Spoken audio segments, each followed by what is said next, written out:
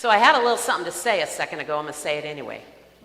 A lot has happened since I was here with you last. Apparently you all were conspiring.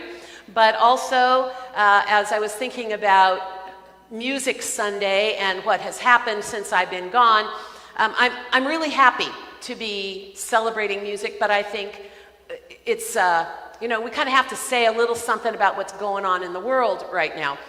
And I think those two things match up surprisingly well. First of all, I want to just celebrate the diversity of music in our church. And there's been a thing going on for a couple of decades that church experts call the worship wars. And they're basically the war between my generation, whose parents, my parents' generation, said, you take your long hair, your blue jeans, and your loud rock and roll music and get out of our church. So we did, and then we went off and made churches full of rock and roll music. Except some churches decide they don't want any rock and roll no matter what. And there's been a big divide, and people go to the church because they want contemporary music or they want traditional music. But here, that's not how we measure who we are and what our ministry is. We're a wide variety of people with a wide variety of musical and artistic tastes. Heck, just look at the different ways we dress when we come to church. Some of y'all just barely got dressed today, and every once in a while, Mary Perkins will even wear a hat. So, come as you are, come who you are, that's who we are. And when I chose the song, This Is My Song, for our opening hymn, I hadn't even left 3 weeks ago, and I didn't know we were going to have a resurgence of the ongoing, heartbreaking snarl of human evil and misery that we are seeing yet again in the Middle East. And what I want to observe on this Music Sunday is that tyrants and terrorists always want to shut down the music of humanity. Tyrants and terrorists always want to silence us. They don't want the music of creation to rise up. They don't want the voices of God's people to be raised in joy and praise. Song and salvation are of a piece. And we're here to celebrate that every Sunday we get to hear the music of creation, the very heartbeat of heaven, and we get to lift up our voices and sing, because our world needs our old songs, and it needs our new songs too. So I hope you'll consider making a second mile gift of some kind to our music program. We need, several $1,000s more than we've got to maintain the quality, and you've watched over the last year or so as our music program has grown and our choir has grown and their repertoire has grown and your enthusiasm for what they do has grown. And I'm just so happy today to celebrate Music Ministry Sunday with you. And I got to tell you, this is a huge bonus. Boy, I have a monitor down here so I can see myself. I look good, right? Yeah. Okay. All righty. So if you ask a bunch of kindergartners if they can draw, they'll say, oh yeah, let's draw. And if you ask a bunch of kindergartners if they can dance, they'll get up and show you that they can dance. And if you ask the kindergartners if they can sing, they'll say, yes, of course we can sing. What do you want to sing? Let us teach you a song we know. But if I asked you all right now, can you draw, can you dance, can you sing? Most of you would say no. Some of you would say a little, or you'd have some kind of qualifications. I'm telling you, even up in the choir where we know they can sing, if you ask any one of them individually if they're a singer, they'll go, well, yeah, but, I'm not as good as everybody's got an excuse. There's a wobbling of confidence sometimes around music. So I want to tell you that every one of us is a musician, and it's part of our ministry to the world. Every one of us is a musician, and it's part of our ministry to the world. And let me show you how I know. If you were a kid who was made to go to church, which I was, and if you thought preachers were boring when you were a kid, which I did, that's a long story, right?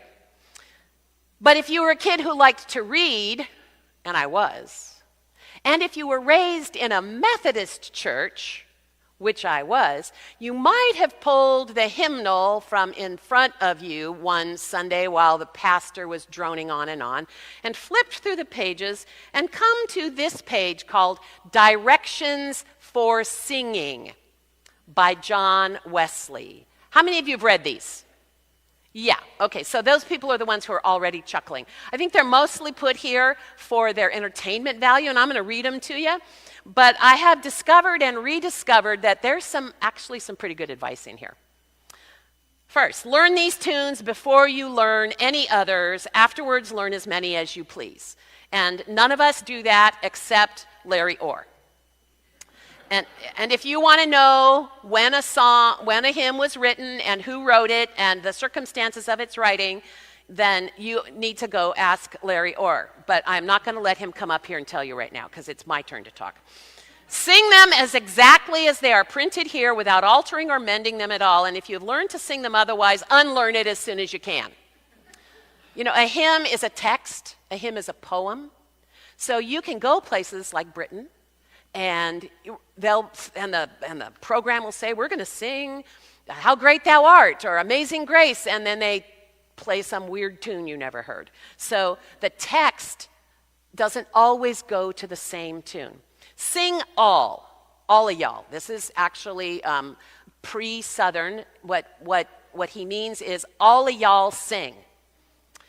See that you join the congregation as frequently as you can. Let not a slight degree of weakness or weariness hinder you. If it is a cross to you, take it up, and you will find it a blessing, unless you're my dad. Sing lustily and with good courage. Beware of singing as if you were half dead or half asleep. But lift up your voice with strength. Be no more afraid of your voice now, nor more ashamed of it being heard, than when you sung the songs of the devil. Also sing modestly, do not bawl, so as to be heard above or distinct from the rest of the congregation, that you may not destroy the harmony, but strive to unite your voices together, so as to make one clear, melodious sound. Sing in time. Whatever time is being sung, be sure to keep with it. Don't run before or stay behind, but attend closely to the leading voices and move therewith as exactly as you can, taking care not to sing too slow. This drawling way naturally steals on all who are lazy. And it is high time to drive it out from us and sing all our tunes just as quick as we did at first. Above all, sing spiritually. Have an eye to God in every word you sing. Aim at pleasing God more than yourself or any creature. In order to do this, attend strictly to the sense of what you sing. And see that your heart is not carried away with the sound, but offered to God continually. So shall your singing be such as the Lord will approve here and reward you when he cometh in the clouds from heaven. Good advice, good advice. Because the Bible places a premium on words. Our scripture this morning tells us a lot of stuff, but it really shows that right here at the beginning, Genesis, page 1, chapter 1, verse 1, is all about words. In the beginning, when God created the heavens and the earth was a formless void, and darkness covered the face of the deep, while a wind, which is also the word for spirit or breath, from God swept over the face of the waters, and then God said, let there be light. And there was light, and God saw that the light was good, and God separated the light from the darkness. God called the light day, and the darkness God called night. And there was evening, and there was morning, the first day. And verse 6 says, and God said. And verse 9, and God said. And verse 14, and God said. Words matter in our biblical heritage. God uses words to communicate with us, and God invites us to use our words, spoken or simply thought, to communicate with God. Apparently, God likes words. In fact, the word used for Jesus very often is logos, as Jackie just pointed out. The light is the logos, the word, the logos. When we run out of words to say, we have music and words to sing with our music. I'm a word person, so my favorite songs of faith are songs that have words that move me and touch me, where the music and the words just lift me up. Spirit of God, descend upon my heart. The second verse is my go-to when I am feeling worthless or unfocused, and I don't have a direction, and I don't have a sense of God being near me. And what I want is a big old emotional 2x4 from God. I want to have myself a huge religious emotional experience, and instead I get the second verse of Spirit of God, descend upon my heart. I ask for nothing but a soft, tender changing of my heart. Read it when you get a chance. Other times I find I can sing things I can't say. I cannot explain why I like the hymn Because He Lives. I would never use that kind of language to describe my faith in conversation. I wouldn't use it probably in a sermon. I'm not sure I even agree with the theology of Because He Lives, but every time I hear it, it chokes me up. There's no explaining how music reaches us to do things that we aren't even really willing to have done. There's just no explanation. And of course, there are some songs of faith that I just can't sing.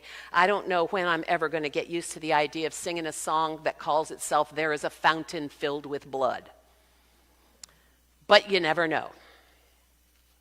Music does things that are hard to explain. If you want to teach someone something, use music. You should hear the things they sing down at the preschool. Everything from cleaning up to washing their hands, they got a song for it. And if you have had kids in our preschool, you'll find that your kids sing day in and day out. I have no idea where Scott learns all of his songs except at preschool. And if that's not enough, then Miss Kathy comes once a week to teach them to dance and appreciate music in their bodies. I mean, what do you know about Zacchaeus? Remember Zacchaeus? Do you remember Zacchaeus? Maybe you don't remember Zacchaeus. Zacchaeus came to see Jesus.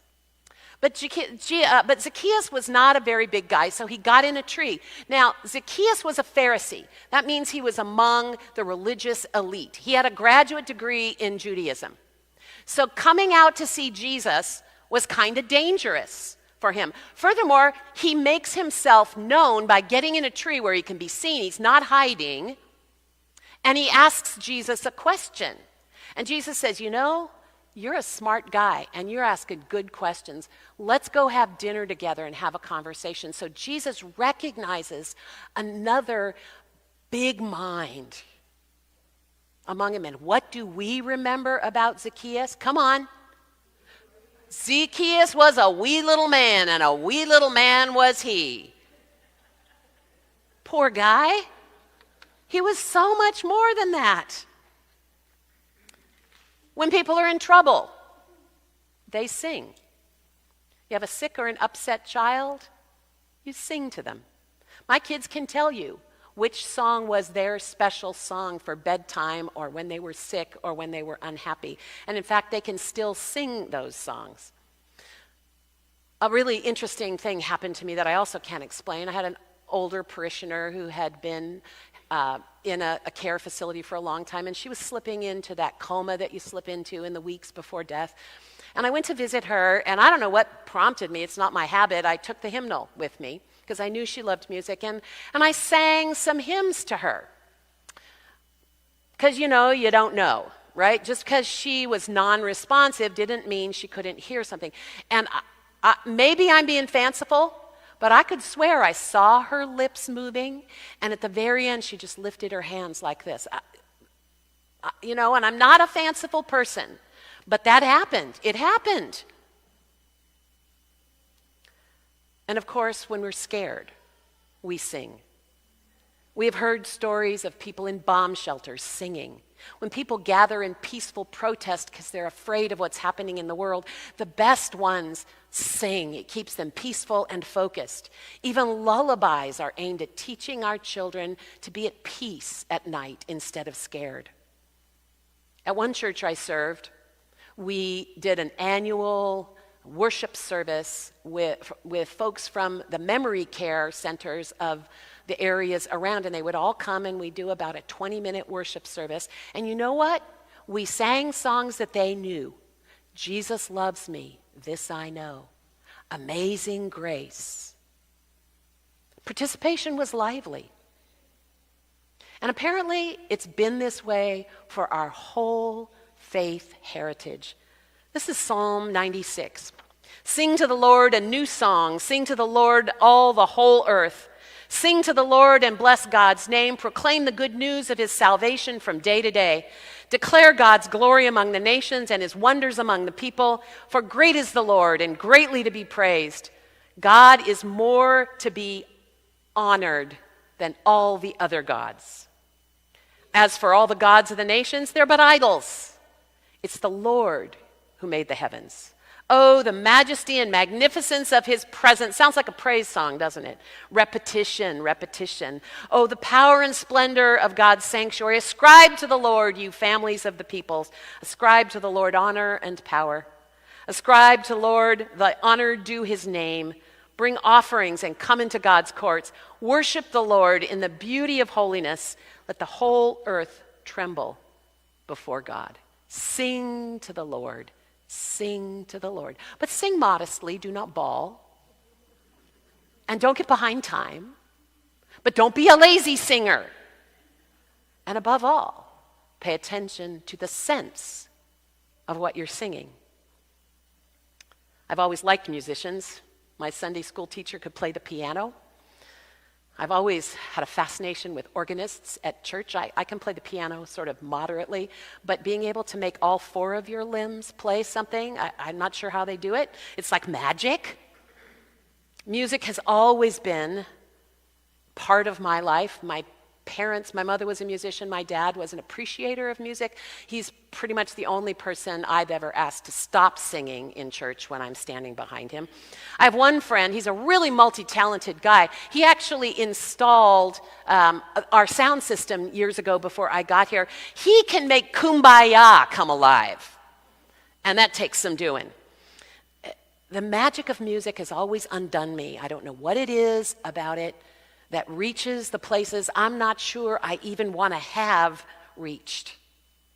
I'm sure there are some scientific explanations for it, and I don't really want to hear them.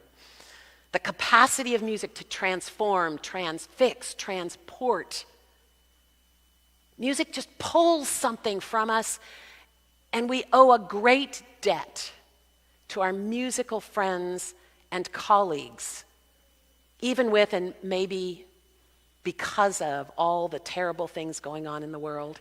I need our musicians to help us touch the courage and the longing for peace that inspires us to spend yet another day, today, and another day after that, tomorrow, being the people who actually live as if love is our religion. Sing to the Lord a new song. Sing to the Lord, all the whole earth. Sing to the Lord and bless God's name. Proclaim the good news of God's salvation from day to day. Music isn't just music. It's our salvation, the uncanny pulse of the divine, resonating inside us, drawing us out, entering our hearts so we can live in love. Because in our time, we must find a way to live in love.